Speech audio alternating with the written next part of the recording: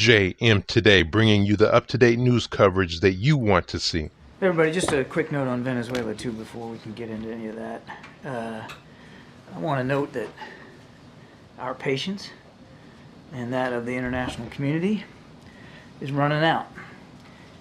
It's running out on waiting for the Venezuelan electoral authorities to come clean and release the full detailed data on this election so that everyone can see the results. You may have seen the Carter Center, an independent observer, just earlier this morning released a report stating that, quote, Venezuela's 2024 presidential election did not meet international standards of electoral integrity and cannot be considered democratic. They concluded that the, quote, electoral authorities' failure to announce disaggregated results by polling station constitutes a serious breach of electoral principles. We share those concerns. Matter of fact, this afternoon, the Organization of American States Permanent Council is going to hold a meeting to address the results of the electoral process in Venezuela. I'm not going to get ahead of that meeting, of course. I would simply reiterate that the United States joins other democracies in the region and actually around the world in expressing serious concerns about these subversions of democratic norms. Now, as you all know, the Venezuelan people have taken to the streets to demand that their votes be counted. You can't very well blame them for that. We have serious concerns about the reports of casualties, violence, and arrests, including the arrest warrants that Maduro and his representatives issued today for opposition leaders. We condemn political violence and repression of any kind, and our hearts, of course, go out to all the families that have lost a loved one or facing injuries they got to try to recover from. Alongside the international community, we're watching, and we're going to respond accordingly. Now, as Corrine alluded to, I know that you're all interested a whole heck of a lot in events that occurred in the last 24, 48 hours in Iran and Lebanon. I want to manage expectations here and let you know that there's going to be a significant limit as to the operational detail or anything else that I can talk about today. So I just, as precursor, I just want to let you know I'm happy to take the questions. I don't know that you're going to like all the answers. Well, with our expectations tempered, can you talk about whether the United States had any previous knowledge of the assassination beforehand? No. Again, I'm not in a position to. Just want to. No, you can't say that we had knowledge, or no, we had no knowledge. Well, you throw your voice pretty well all the way to the back of the room. You just need a puppet. Let me just clarify here. I'm not in a position to confirm the reports coming out of Tehran. I've seen the statement that Hamas put out. I can't confirm or verify. We have no independent confirmation. But I can state that I also have no conversations around that reporting that I could speak to today. And can you talk about the White House's view on an impact on a potential ceasefire and how much this complicates and delays the prospect of one? It's always been a complicated process. I mean, my goodness, how many times have we talked about it in the last few months and even in just the last few weeks? I think it's too soon to know what any of these reported events could mean for the ceasefire deal. But if I could add 2 points, one is that doesn't mean we're going to stop working on it. In fact, we have a team in the region right now as we speak to try to continue to work with our counterparts to move this forward because it's that important. And number two, as I kind of alluded to earlier, it's always been complicated work. And it's not like the complications with every passing day get easier. And that includes today. Our job since the beginning of this conflict, in addition to making sure Israel has what it needs to defend itself, in addition to making sure the people of Gaza aren't suffering more than they already are, is to manage risk in the region. One of the things the president's been very focused on is trying to prevent escalation here. That work is complicated and difficult every day, and that includes today. Thanks, Creed. Thanks, Admiral. Admiral, earlier this week you said that fears of an all-out war in the Middle East were exaggerated. Is that still your assessment, the White House's assessment of the situation following these latest strikes? We don't believe that an escalation is inevitable, and there's no signs that an escalation is imminent. But I also said that we watch it very, very closely. I also said, and said again today, that this is something that we've been concerned about since the 7th of October. It's not like we're brushing off concerns at all. We're watching this very, very closely, and it's been a chief concern of the president. And will the White House be urging restraint from Israel following this? I'm not going to talk about our diplomatic discussions with our Israeli counterparts. We have been working hard to keep this war from escalating, just as we've been working very hard and are today to make sure Israel has what it needs to defend itself. Thanks. Can you tell us, was the president briefed on this last night as the reports started coming out, and how he's been informed about this throughout the day? The president was briefed on reports coming out of the Middle East. He routinely, I'm not going to get into the specific timing or the parameters of it, but he has been kept fully informed, as you would expect that he would be from the national security team, and that means on a continuous basis as well. Egypt's foreign minister said in a statement that the assassinations undermine the strenuous efforts made by Egypt and its partners to stop the war in the Gaza Strip. You had just said in an earlier answer that it doesn't mean that the United States would stop working toward a ceasefire deal, but can you talk about the concerns about the negotiators continuing that work and what this means about that going forward? I would just tell you, as we're standing here today, they're still at that work, and we've got a team in the region, and we're going to keep the shoulder to the wheel. It's that important, and we still believe the gaps are narrow enough to be closed. We still believe the details can be hashed out. It's too soon to know, based on the reporting over the last 24, 48 hours, what impact any of this is going to have on the ceasefire deal. It was always complicated. It remains complicated. And reports coming out of the region, as we've seen again over the last 24 to 48 hours, certainly don't make it less complicated. Has there been contact with Egypt and Qatar to reassure them to stay in these conversations right now? I would just say that we have and maintain routine communications with our counterparts in Egypt and in Qatar and with Israel. Those communications are ongoing. Just to be clear about that, has the U.S. reached out or had contact either directly or indirectly with Iran since the occurrence in Iran? I have no diplomatic conversations to speak to, certainly none of that type.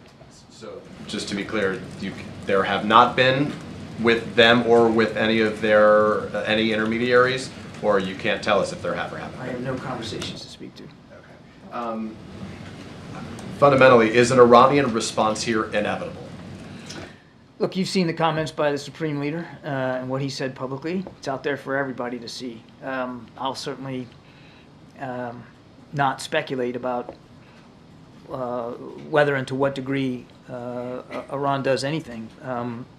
What I can tell you is we have and will maintain a level of readiness to preserve our national security interest in the region. It's not like we take a blind eye to what Iran is capable of doing and has shown their capability of doing in the region.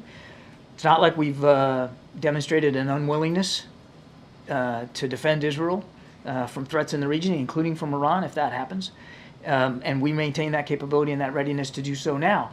I would also say, lastly, Peter, what I said earlier, we don't want to see an escalation, and everything we've been doing since the 7th of October have been trying to manage that risk. Those risks go up and down every day. They are certainly up right now. They don't make the task of de-escalation, deterrence, and dissuasion, which is the goal, any less complicated. So to be clear, does the U.S. think this action was escalatory, provocative, justified? As I said earlier, I'm not in a position to verify the accounts. Thank you, Corinne. John, I have two questions on Middle East and then on Russia and Ukraine. So on the Middle East, besides of Egypt, we see Qatar, China, and Russia all condemn the killing, saying the killing would jeopardize the ceasefire talks. What is the White House response to those countries' reaction on this? And also, is the United States worrying China expanding its influence in the Middle East and may not be using its influence for the purpose that U.S. and allies believe to be positive? On the first thing, I believe I've already kind of addressed this. I'm not in a position to verify the reporting, certainly the statement by Hamas. I'm just not going to do that. On China, we've said many times, we would welcome any credible role by China or any other nation, whether they're in the region or not, that want to help get involved and de-escalate the tensions and help us bring this war to a close and make sure that Israel's security is guaranteed going forward. Any other nation's contributions that can be done in a credible, transparent, and sustainable way would be welcome. We've simply not seen that coming out of the PRC. In Russia and Ukraine, does the United States know the whereabouts of Paul Whelan? And can you confirm the report that the first delivery of F-16 jets in Ukraine? Look, on your first one, all I'll say is that we have been consistently, since the beginning of this administration, working hard to bring home Americans that are wrongfully detained overseas. And the attention that the president has paid personally to the cases of Paul Whelan and to Evan Gershkovich from the Wall Street Journal is very, very high, as is the whole team, and we continue to work at that very, very diligently.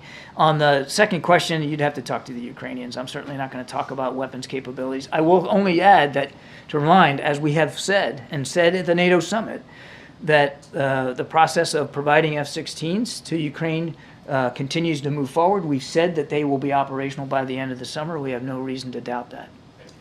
Thank you so much, Karine. Hi, John. On Venezuela, two questions. One about the call with President Lula yesterday. Did President Biden ask anything specific from the Brazilian president, any kind of help to moderate the situation in Venezuela?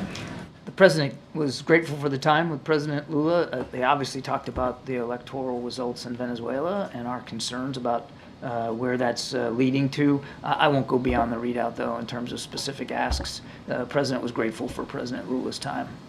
And another one, because as you were saying, the United States and other countries like Brazil are asking for the full release of the voting count.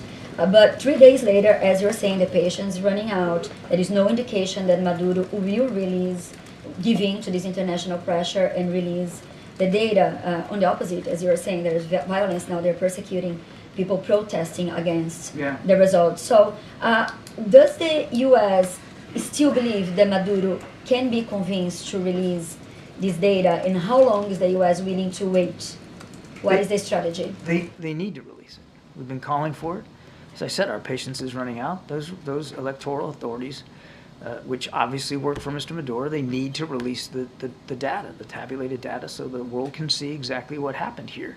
And we're going to continue to call for that. And as for consequences, I won't get ahead of policy decisions that haven't been made yet. Does the White House recognize that Edmundo Gonzalez won the election? Again, we want to see the full tabulated data from the polling places. We want to see something that can be verifiable and can convince not only the United States but the international community about what the results actually were. Okay, a couple more. Go ahead in the back there. Hi, John. Two of Al Jazeera journalists were killed today in Gaza, Ismail al-Ghul and his cameraman Rami al-Rifi, in an Israeli airstrike. It was obvious they were journalists, everything was clear that they were journalists and were targeted. Are you condemning this, and do you have any other reaction regarding the killing of journalists? It's continuing since October 7th. I don't have any specifics about this particular strike to speak to, so it's difficult for me to get into any detailed discussion of it. We obviously continue to not only recognize and honor the service that journalists do around the world, particularly in places like Gaza. It's very dangerous. It's a combat zone. We know that takes a special kind of bravery for a journalist to go on the ground in a place like that. And we want to make sure, as I think Karine has mentioned herself in just the last day or so, that press freedoms are observed and recognized and respected, and that reporters are allowed to do their job, and that includes covering the war in Gaza. But I just don't have any detail on this particular strike to be able to characterize it one way or the other. Obviously, our hearts go out to the families and all those who are touched and affected by this terrible loss. John, I know we've talked about what you've said before about the temperature going down, but Secretary Austin also spoke about this and said that the sense was that the temperature was going down in the Middle East.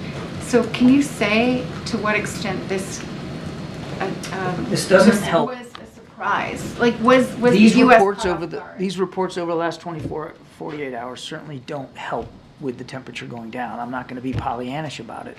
We're obviously concerned about escalation. And again, without confirming the reports over the last 24 in terms of Tehran, certainly the IDF has already spoken to operations that they've conducted elsewhere. All of this adds to the complicated nature of what we're trying to get done. And what we're trying to get done is a ceasefire deal that can get you 6 weeks in phase one, get a lot of hostages, the most at-risk, out of there and home with their families, and get some more humanitarian assistance in there. I know I keep coming back to that, but it's important that we do keep coming back to that, because that's what we're really trying to drive at. And if we can get to phase one, by God, we can maybe get to phase two. And if you can get to phase two, maybe you can get a cessation of hostilities. When you have events, dramatic events, violent events, caused by whatever actors, it certainly doesn't make the task of achieving that outcome any easier. you know, who is Israel supposed to negotiate with if the leader of Hamas is dead? Again, I can't confirm the reports coming out of Tehran or Hamas's statements. We still believe there's a viable process. We still believe there's interested counterparts. And we still believe that there are meetings and discussions to be had. We wouldn't have a team over there right now if we didn't believe that it was possible to try to gather together and push this forward. Thank you. Follow up on her question. What is the U.S. strategy for Venezuela if Maduro still be considered a winner? Is the U.S. planning to impose more sanctions, or what It's is a terrific hypothetical question that I'm not going to answer. I would simply say that we'll reserve our rights and our abilities in terms of consequences one way or another based on what we see coming out of the electoral authorities in Venezuela. It's in their interest, too, to be fully transparent and credible about what happened on Sunday. So we'll see where this goes. if he considered to be the winner, what the U.S. planning to do? Let's see the results. Let's see the results. John, two questions for you. You said there's a team in the region from the U.S. You've said there are interested counterparts to speak to. Who are they, and why would they show up to these talks, given that the guy who was heading the talks for Hamas is now dead? What reason do they have to poke their heads up above ground? And then I have a second one. As I also said, it's too soon to know what these reports are going to mean for the ceasefire deal. What we do know is we have a team in the region. What we do know is we want to keep having these conversations, and we believe they're still worth having. We also haven't seen any indications at 2:07 on Wednesday afternoon here, the 31st of July, that the process has been completely torpedoed and it ain't worth pursuing. So we're going to keep pursuing it. On the process being torpedoed completely or otherwise, my colleagues and I have spoken to family members of hostages who are still being held, and the view among many of them is that Netanyahu and his government do not want to deal, and Netanyahu in particular does not want to deal because if there is a deal and the war ends, his government collapses and he possibly continues on trial for corruption and goes to prison. Does the president still believe that the prime minister is acting in good faith here? Based on the constructive conversations that we had with the prime minister last week, we still believe that this is a worthy endeavor. We still believe that the gaps can be narrowed, the details can be fleshed out, and a deal can be had. Now, again, it's too soon to know what these recent events over the last 24, 48 hours are going to do to the process. I don't want to sound overly sanguine here, but we still believe the deal on the table is worth pursuing, and the hostages need to come home, and we're not going to stop trying to work on that. Those conversations, all of them took place before the events of the last few days. Is the president open to changing his view based on what has happened? I mean, I've never known President Biden to ever not be willing to look at things with a fresh set of eyes. And as I said earlier, it's just too soon to know, with the reports coming out of the region, what kind of impact there's going to be on the ceasefire deal. What I can tell you he hasn't changed his mind on is that we want to get the deal, that we want to pursue it, that the deal on the table is a good one. Both sides ought to accept it. They ought to sit down in earnest and hash through these details that have to be fleshed out and close the gaps that we believe can be closed, and let's move forward. Let's get phase one in place. He hasn't changed his mind on that, not at all. Thank you so much, Admiral. Appreciate it. Be sure to tell us what you think in the comments section and share the video. Do you want to watch more videos like this one? If yes, subscribe to our channel and hit the bell icon. We have decided to bring videos on the news stories that you care about.